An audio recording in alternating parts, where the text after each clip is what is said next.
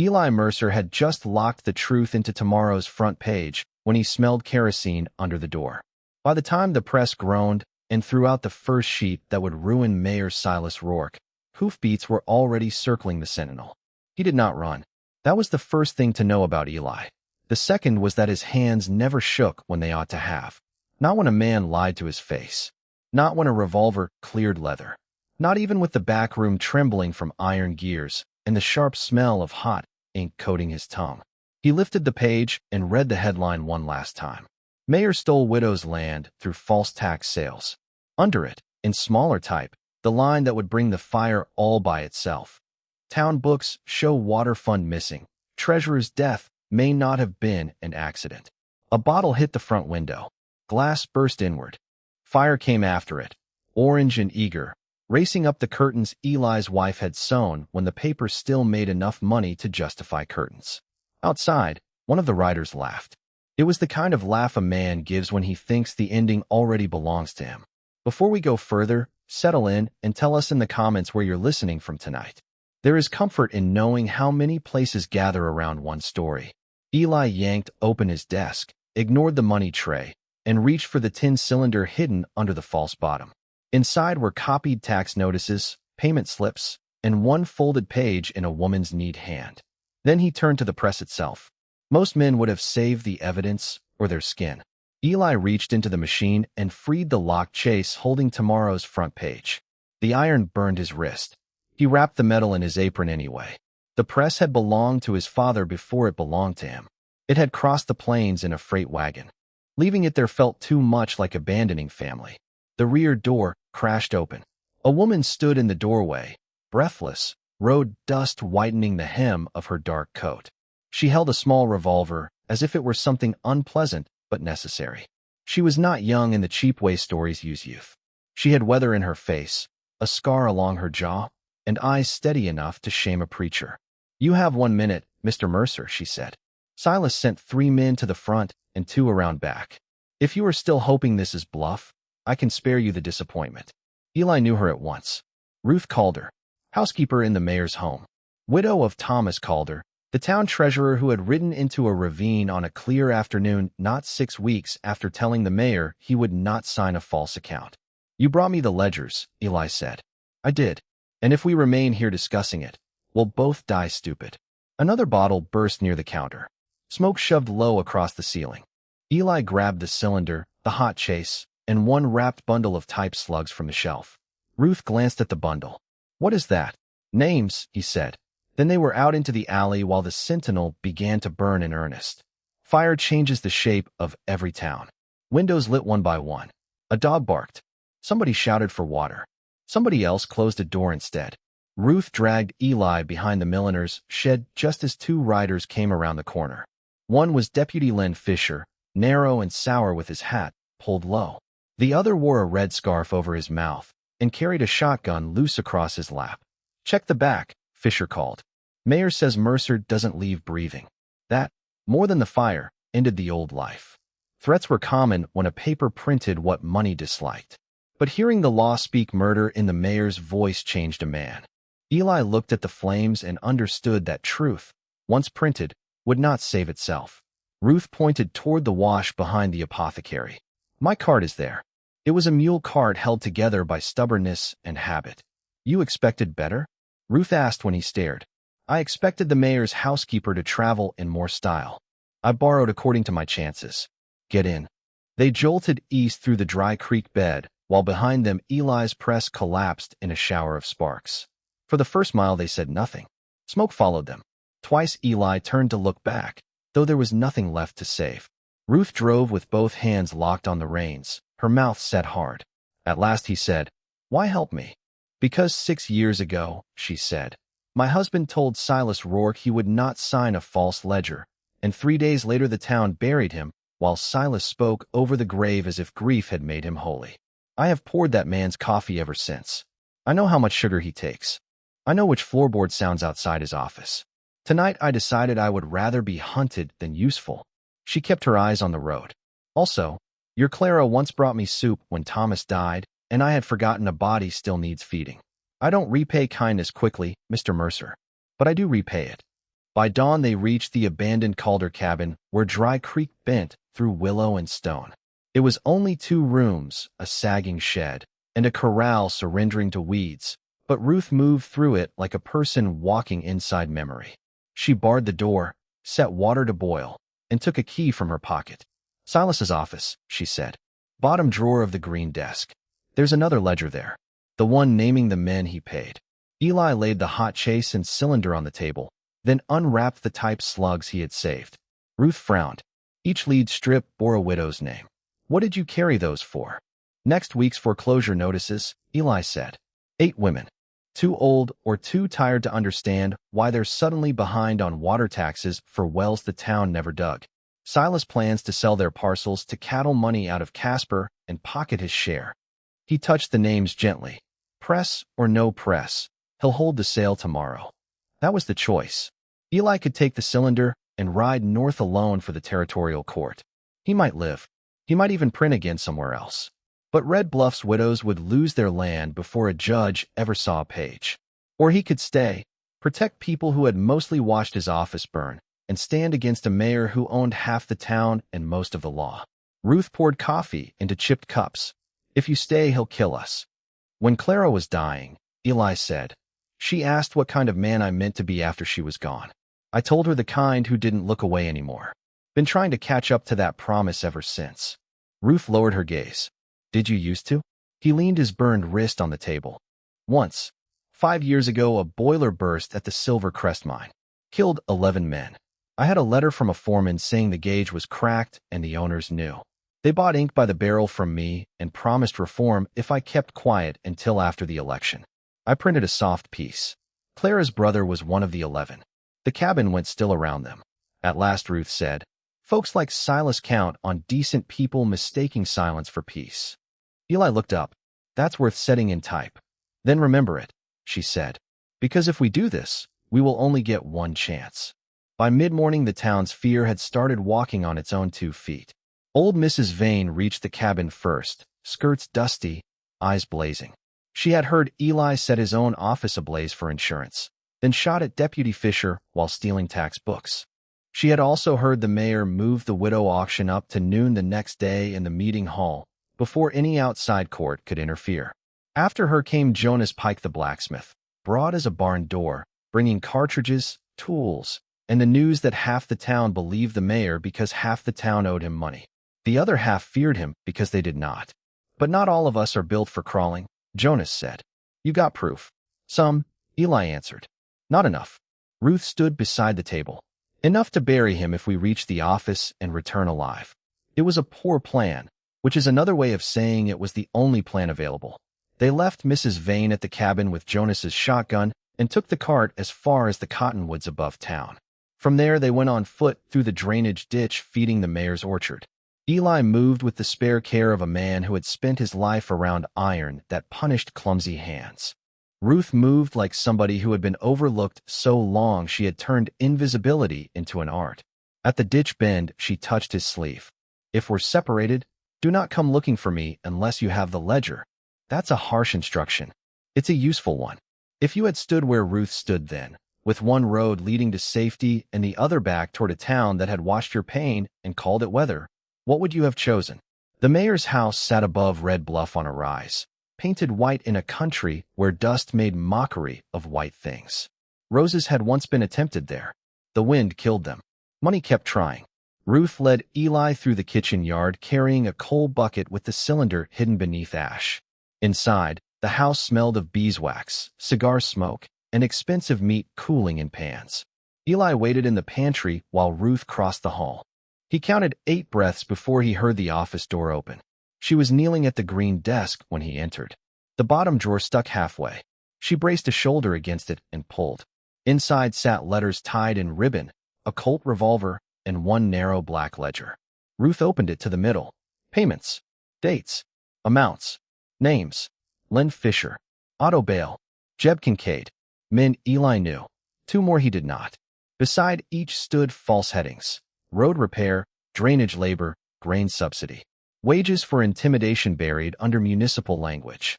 On one page, in Silas's square hand, A single line sat waiting like a snake in dry grass.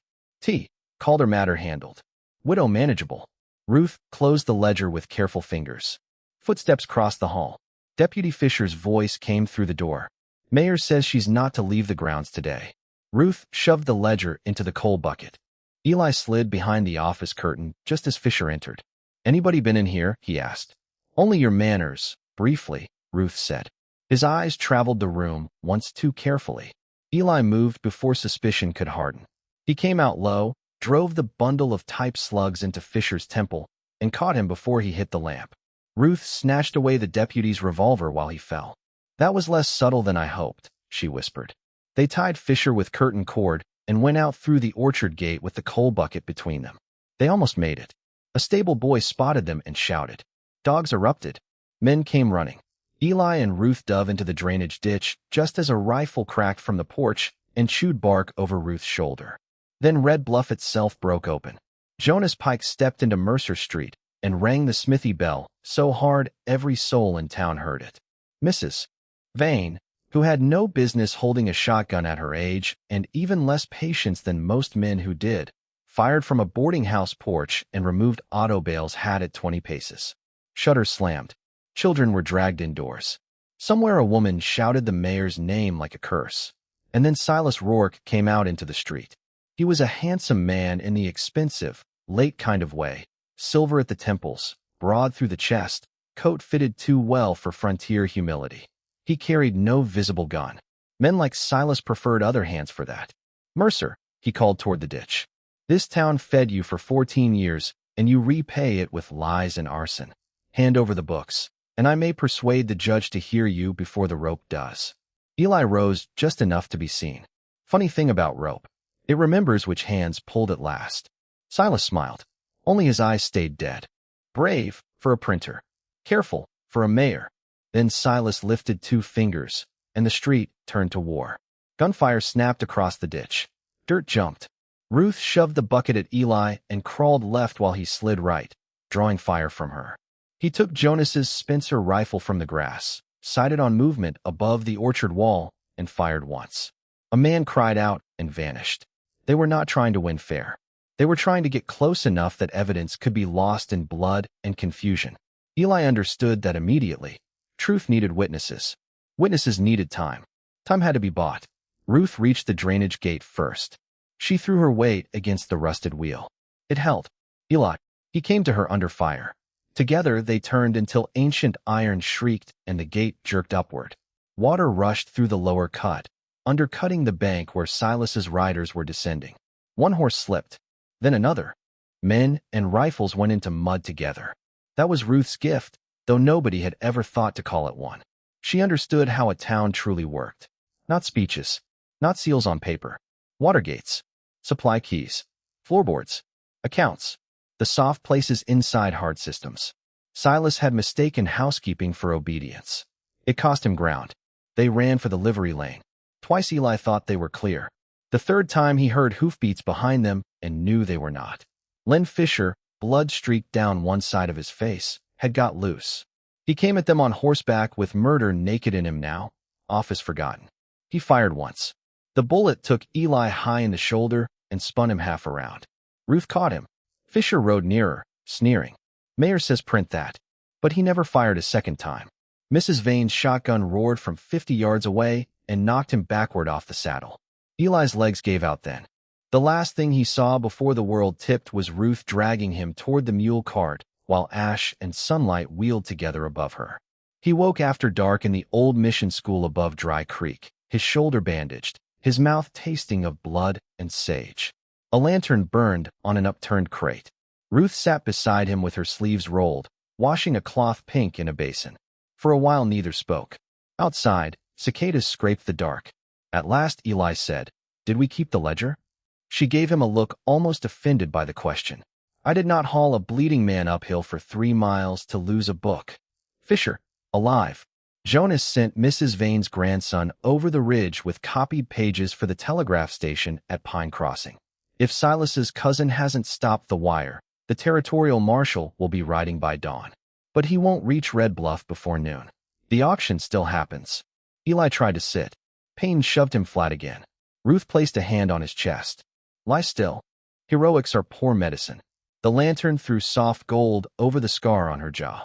For the first time, Eli saw how tired she really was. The kind of tired that settles into a person after years of carrying what ought to have been shared. I never asked, he said. The scar. Silas threw a decanter at the wall one winter when Thomas told him the books would not balance by wishing. I happened to be close by. He apologized with a ham at Christmas. Her mouth bent. Men like that think gifts are a kind of eraser. Eli stared at the ceiling beams. I should have printed the truth about your husband when he died. Yes, Ruth said. There was no cruelty in it. That made it hit harder. Then she added, and I should have spoken sooner. We can sit here dividing blame like cold biscuits, but it won't raise the dead or save the living. He turned toward her. What will? She was quiet a long time. Then she said, almost to herself, grief is a mean landlord. It'll take every room in you if you let it. But it doesn't own the deed unless you sign it over. Something eased in the room after that. Not the danger. That still waited outside. But the loneliness of it loosened. Eli took the cloth from her hand and rinsed the blood from her scraped knuckles. You ought not waste clean water on me, she murmured. We're well past ought. She looked at him then, truly looked, and the whole hard architecture of surviving alone shifted between them. He had walked years with guilt and called it duty. She had served her enemy and called it necessity. In that ruined schoolhouse, each found in the other not rescue exactly, but recognition.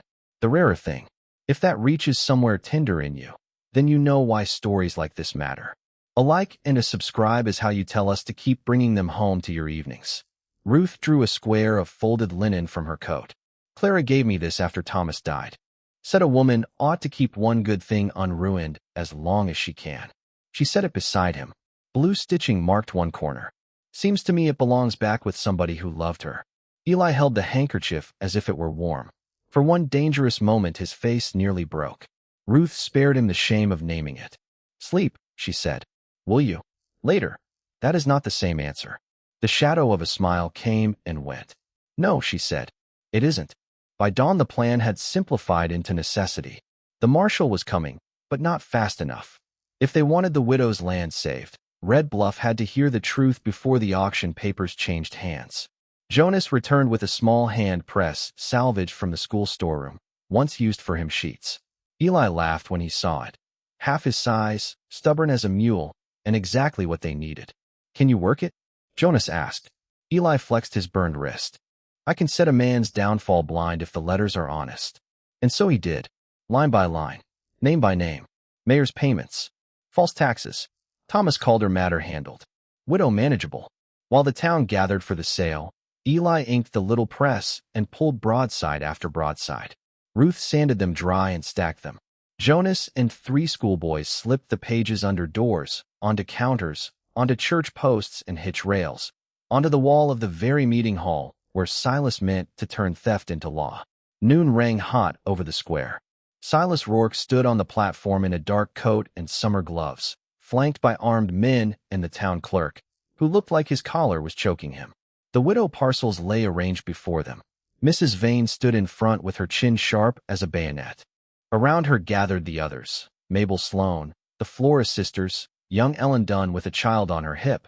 People Silas had counted as easy arithmetic. Then Eli Mercer walked into the square. The murmur went through town like wind in dry grass. Ruth was beside him, Jonas behind. More importantly, half the crowd already held the broadside in their hands. Silas froze for one beat too long. Eli saw the knowledge land. Then the mayor smiled. Mercer, remarkable recovery for an arsonist. Eli mounted the platform one step at a time, pale from blood loss, but steady. In one hand, he carried the final printed sheet. Ruth carried the black ledger. You always liked speaking above folks, Eli said. Thought we'd try truth at the same height. Silas's men shifted. Jonas thumbed back the hammer on his shotgun below the platform. The whole square heard it and decided to listen. This is a public proceeding, Silas said. If you have a grievance, file it properly. I did, Eli said. You burned the office. A laugh tried to start somewhere in back and died alone. Then Ruth stepped forward, and Red Bluff saw what Silas had never imagined dangerous. A woman he had trained himself not to see becoming impossible to ignore. Her voice was quiet. It carried anyway. "These are the ledgers from the mayor's private desk," she said. "I kept his house for 6 years. I carried trays past that office while he paid men through false accounts to threaten voters, forge tax defaults, and kill the honest ones who blocked him. My husband was one of those men. Deputy Fisher is named. Otto Bale is named. Jeb Kincaid is named. And here," she opened to the marked page, "so am I, in the way cowards write women. Widow manageable." She raised her eyes to Silas. I found that line difficult to forget. Silas lunged for the book. Eli met him first. Not with youth. Not with luck. With the hard-earned refusal to step aside for power, just because power wore a fine coat. He drove Silas backward into the auction table. Parcels flew. Ink tipped. The clerk stumbled away as though the truth might stain. One of Silas's gunmen raised a revolver. Mrs. Vane leveled Jonas's spare shotgun from below and said, "Son, if you make me choose between my farm and your wrist, you'll discover I still have excellent eyesight." He believed her. So did the others. That was the turn. Not just proof. Not just courage. A town remembering all at once that fear works best one person at a time. In numbers, it begins to look thin. Silas tried bluster instead. "These people owe taxes. The documents are legal." "No," Eli said, lifting the sheet. "They're printed. There's a difference." He read every entry aloud. Every name. Every amount. Every false heading. Then Ruth read the altered tax notices beside them. Jonas displayed receipts showing 3 years of collections for wells never dug. By the time Eli reached Thomas Calder matter handled, the town clerk had sat down and put his face in both hands. A rider came hard from the north road. For one breath, nobody knew whose man he was. Then a dust-caked territorial marshal swung down, holding a telegraph strip over his head. "Silas Rourke, by territorial order, you are held for fraud, conspiracy, arson, obstruction, and inquiry into the murders of Thomas Calder and Deputy Hollis Green outside Medicine Fort. Stand where you are." There it was, the last dark thread. Hollis Green had been the lawman from another town who followed the syndicate's money and vanished on the road. His name sat in Silas's ledger too, buried under drainage labor and mule feed. Now it stood in daylight. Silas looked to the crowd for rescue and found none. Not in the widows. Not in the clerk. Not in Len Fisher, bandaged and underguard by 2 ranch hands who had suddenly discovered principles. Not in the men he had paid, who now wanted distance more than wages. So he went for Ruth. Men like that always reach last for the person they believe beneath them. He seized her arm, dragging her toward him, maybe for a shield, maybe out of pure spite. But Ruth knew his balance better than he knew it himself. She stepped in, turned, and used the very weight he had mocked for years. Silas went over the edge of the platform and crashed into the dust at the feet of the widows he had meant to strip bare. The square held still. Then old Mabel Sloan began to clap. Others joined her. Not cheerful applause. Something rougher and deeper. The sound a town makes when fear finally cracks and justice, rare and almost unbelievable, walks through the opening. The marshal cuffed Silas in the dirt. His bank books were seized before sunset. His house gave up forged seals, hidden deeds, and crates of undelivered county notices. The widow sales were voided. The cattle syndicate withdrew. The stolen taxes were returned from what remained of his accounts. Red Bluff went nearly a year without electing another mayor, preferring committee squabbles to polished tyranny. As for the Sentinel, a town that had watched it burn found religion in rebuilding. Jonas set the new press bed himself. Mrs. Vane bullied subscribers into paying a year in advance.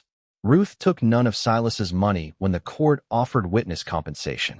She accepted instead the deed back to the Calder cabin and half ownership of the paper when Eli asked, plain and steady, whether she would keep somebody else's house or help him build an honest one. By the first snow, Red Bluff had learned to post notices where everyone could read them. By the second, they had learned Ruth Calder could find a lie from the way a chair shifted beneath the person telling it. Eli's shoulders stiffened in cold weather, but his printing grew sharper than ever. Spring came clean the following year. Cottonwood leaves flashed silver along Dry Creek. On the porch of the rebuilt Sentinel, the little hand press sat by the door like a relic. Inside, Eli worked the new machine while Ruth marked the margins with a blue pencil. Some evenings, after the last edition was stacked and the lamps turned low, they walked to the old Calder place with a supper basket between them. There was laughter in that house now. Coffee on the stove. Window glass that held the sunset instead of breaking it. Turns out a good life sounds a lot like something being built where fire once stood. Beyond the porch, the creek moved through the willows under a sky so wide and peaceable it seemed the whole bruised country had finally exhaled. Next time, we'll tell the story of the deaf seamstress sent away to a wind-cut ranch because her brothers were ashamed to claim her, and the scarred horse breaker who learned her language before he ever learned her name.